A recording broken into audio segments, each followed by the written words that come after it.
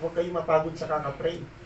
Kung may problema ka, inaatake ka ng pagsubok, ng problema, walang katapusan, pagsubok at problema, palitan mo ito ng walang katapusang panalangin at pananampalataya. Amen po. Isang araw, walang sisihan. Pastor, hindi ako lumalago sa church. Pastor, wala akong natutunan sa church. Ang tanong, nakinig ka ba? Ang tanong, nag-focus ka ba sa mensahe? Kasi yung pastor, focus pag nag-share. May papel ka. Ang papel nyo sa oras na ito, makinig. Kung mayroong kakayanan, mag-note, do your part. Itong pruning process ay napakasakit. Pag dumating sa buhay natin, Pastor, bakit kaya Christian naman ako? Bakit naman active naman ako? Pero bakit ako nakakaramdam na parang dinadaan ako ng Panginoon sa apoy ng pagsubok? Kapatid, may gustong ipalabas sa iyo ang Panginoon. Yung namatayan ka, yung nawalan ka, yung mga apoy yan sa buhay, na kailangan, pruning process ang tawag dyan, na kailangan huwag kang pumalag sa Diyos, although masakit siya, papalag ka talaga kasi mainit, pero alam nyo ba dahil doon sa init, marirefine ka at lalabas yung pure na ikaw. Amen po ba? Pastor, may pagsubok ako ngayon sa pamilya namin, ako na lang ang nagtutuloy. Pinadadaan ka ng Diyos sa apoy. Kasi ikaw talaga ang huhubugin ng Diyos, ikaw din ang gagamitin ng Diyos sa pamilya mo. Amen po ba? Kung ikaw yung pinakamatibay, tapos pakiramdam mo ikaw pang sinusubok, huwag mong itanong si Lord na, ba't mo ako sinusubok, Lord? Ako na nga lang natitira sa pamilya namin. Ikaw ang sinusubok kasi papalabasin sa iyo ng Panginoon ang tunay na identity mo. Ikaw ay anak ng Diyos na matapang, ikaw ay anak ng Diyos na matibay, ikaw ay anak ng Diyos na matatag. May pruning process, i-allow nyo sa buhay ninyo yung pruning process dahil darating ang panahon, marirealize mo, hindi ka naman tinatanggal ng Panginoon, tinatanggalan ka lang ng Panginoon. Kung may asal pa ho tayo na hindi maganda, dadaan ka talaga sa apoy ng pagsubok ng Panginoon para tuluyan kang makaltasan. Amen po? So, dumaan tayo sa pruning process at ulitin ko lang po, dumadaan tayo dyan hindi para patayin, hindi para ipahama, katulad ni Job. Papalabasin ng Panginoon yung pinakamagandang disenyo na ikaw, yung original na creation ng Panginoon. Amen po? Kailangan ng simbahan ng mga prayer warrior. Dahil ang simbahan, may kalaban, mga demonyo. At ang battle ng pastor araw-araw ay spiritual battle. Ikaw at ako, pareho tayo ng battle. Ang pinakamatinding battle na kailangan mong pagtagumpayan ay yung spiritual battle dahil doon mo nakataya ang atin yung kamatayan at buhay na walang hanggan. May mga attempt ko sa buhay, Lord, ayoko na, suko na ako kasi parang hindi ko na kaya. Yun yung mga attempt na yun yung dapat mong isurrender sa Panginoon at sabihin mo, Lord, patawarin mo ako kasi mali yung attempt ko. Si Lord pa talaga yung iiwanan natin, si Lord pa talaga yung lalayuan natin. Balikan ko lang yung kanta, nilaban ka ni Lord. Nilaban ka ni Lord. Ang pangit na pagka magkarelasyon, tapos isa lang ang lumalaban. Nilaban ka ni Lord. Ginawa ni Lord yung part niya, gawin naman natin yung part natin. Abiding in Christ, yun ang pinaka-the best na magagawa natin para sa Panginoon. Lord, kinuha mo ako, tinanggap mo ako, in-accept mo ako, then ang pinaka-the best mo magagawa sa panahon ng mga challenges, sa panahon ng mga pruning process. Lord, nakahanda po akong magpaturo. Ginawa ng Panginoong Hesus sa kanyang part, ginawa ng Diyos Ama ang kanyang part. Ang tanong, ginawa ba ng mga disciple yung part nila? Ginawa. Kaya nagkaroon sila ng matibay na relasyon hanggang kamatayan. Yung pinasok nating relasyon sa simbahan, yung pakikipag-isa natin kay Jesus Christ, ay hindi yung relasyon na pang isang taon lang. Hindi yung relasyon na pang isang buwan lang. Nung pinasok mo yung relasyon kay Jesus Christ, nakipag-covenant ka sa Kanya nang walang hanggang tipan. Kaya ho, ang pinaka-keyword, manatili.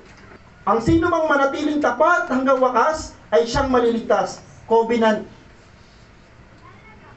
Matouch lang po ang yung mga bagay na parang ikadudurog ng puso natin. Lord, ayoko na, suko na ako.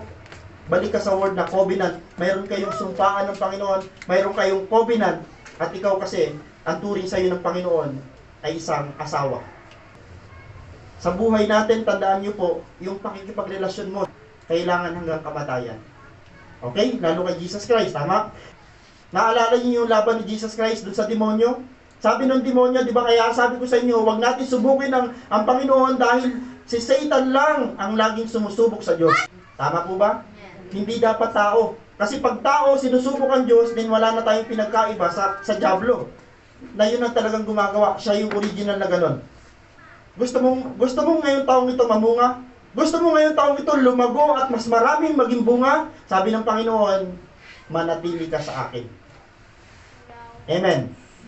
Willing po ba kayo manatili sa Panginoon, hindi lang ngayong taong ito, kundi hanggat nabubuhay? Panginoon, hanggat buhay ako, kung paanong nilaban mo ako, ilalaban kita. Araw-araw may labanan. Araw-araw may pagsubok sa buhay natin na papipiliin tayo kung mabuti o masama, kung Diyos o yung kalaban. Araw-araw may pagsubok, may struggle. Pero nasa atin na kung pipiliin natin ang manatili sa Panginoon. Pastor, may struggle ako. Mayroon akong battle sa oras na ito. Kapatid, saan ka mananatili? Doon sa battle mo o doon sa promise ng Diyos sa iyo? Kung ayaw nyo sa Diyos na si Yahweh, sabi ni Joshua sa mga taga-Israelita, ako at ang pamilya ko, kay Yahweh kami sasamba. Ano ngayon ang stand mo? Pastor, may kumakala sa amin. Mayroon, pastor, nagkakaroon ng barrier sa amin. Then ikaw mag-stand. Hindi itong barrier na ito ang magtatanggal sa posisyon ko sa harap ng Diyos ko. Mananatili ako kay Kristo. Amen? Sa buhay mo, kung ang malinaw sa iyo, malinaw ang purpose mo na nakakonek ka sa Panginoon, then wala kang kailangang katakutan. Umalis man tayo sa sanlibutan, ililipat ka lang ng Diyos sa eternal place mo. Do your part. Let God do His. Amen, no? Huwag mo hong pakialaman yung mga bagay na hindi natin saklaw. Walang nagtatagal na relasyon kapag hindi parehong ginagampanan ng isa't isa ang kani-kanilang mga tungkulin. Walang magtatagumpay na relasyon. Name it. Magkaibigan. Kung sa magkaibigan, isa lang yung tunay sa pagkakaibigan, magtatagal? Hindi. Ganito sila, oh. Ang layo nun. Ay sa mag-asawa, ganun na ganun. Sa kahit anong relasyon, ipasok mo tong application na to, wala kang makikitang magkarelasyon na tumagal na hindi nagpa-function sila ayon sa kanilang mga tungkulin. Sa Diyos, ganun din po. Sabi ng Panginoon, gusto kitang bigyan ng mahabang buhay. Gusto ng Diyos. Gusto mo rin. Pero ang problema, yung gusto ng Diyos at gusto mo, iba ang ginagawa mo. Paano mangyayari yun? Mga kapatid, wala daw nagtatagal na relasyon pag hindi nagpapang-abot. Ang salita ng Diyos ay may kapangyarihan. Magbabago siya ng buhay ng isang tao. Gawin natin ang ating bahagi na pinagagawa sa atin ng ating Panginoon. Do your part. Yun lang ho ang dapat nating tandaan. Ano ba yung part mo? Okay? At hayaan natin ang ating Panginoon na gawin naman niya ang bagay na nais niya para sa atin. Sa relasyon natin, pinaka-the best sa relasyon ng kay Jesus. Si Jesus ho, grabe. Complete, perfecto ho ang ginagawa ng Panginoon sa ating buhay. Tayo lang minsan yung mga sobra hong nagkukulang. Tayo ho, nagkukulang, ang Diyos hindi. Amen? Hindi kailanman magkukulang ang Diyos. Hindi kailanman magkukulang. Huwag natin bintangan siya, Lord, nagkulang ka. Ha? Lagi tayo bilang tao magkukulang. Ingatan natin ang ating relasyon sa Diyos. Tigilan na natin gawin ang mga bagay na di naman niya pinagagawa sa atin. Mga kapatid, gusto mong maging maayos ang relasyon mo sa Panginoon, tigilan mo na yung mga bagay na hindi pinagagawa sa iyo ng Diyos. Tigilan mo na. Pastor, hindi ko kayang tigilan. Kung hindi mo kayang tigilan yung mga bagay na ginagawa mo pa rin na taliwas sa gusto ng Diyos, itong relasyon nyo na to, magiging ganito. Napakahirap pag ang Diyos na ang hiwalay sa iyo. Dahil kahit sinong tao, mahirap nang pagbalikin sila. Tama? Pero pag ikaw ay mayroong gantong relasyon sa tao, pag ang Diyos ay namagitan sa inyo, napakabilis lang ng paraan para muli kayo mapanumbalik ng Panginoon. Amen. Bigay mo na yung the best mo. Panginoon, ito yung daladala ko ngayon, Panginoon, parang basket. May dala kang basket, punong-puno ng laman, ng prutas, may punong-puno ng laman na regalo sa Diyos. Kapatid, ang pinaka-the best na regalo sa Panginoon ngayong araw na ito ay yung the best na offering. Lord, daladala ko sa oras na ito, hindi pera. Daladala ko sa oras na ito, Panginoon, hindi magandang boses. Daladala ko sa oras na ito, yung aking puso. Lord, sa worship, ito yung aking i-offer, puso. Amen po ba? Pinaka-the best na offering yun. Do your best in your part. Then sabi dito ho, and let God do His.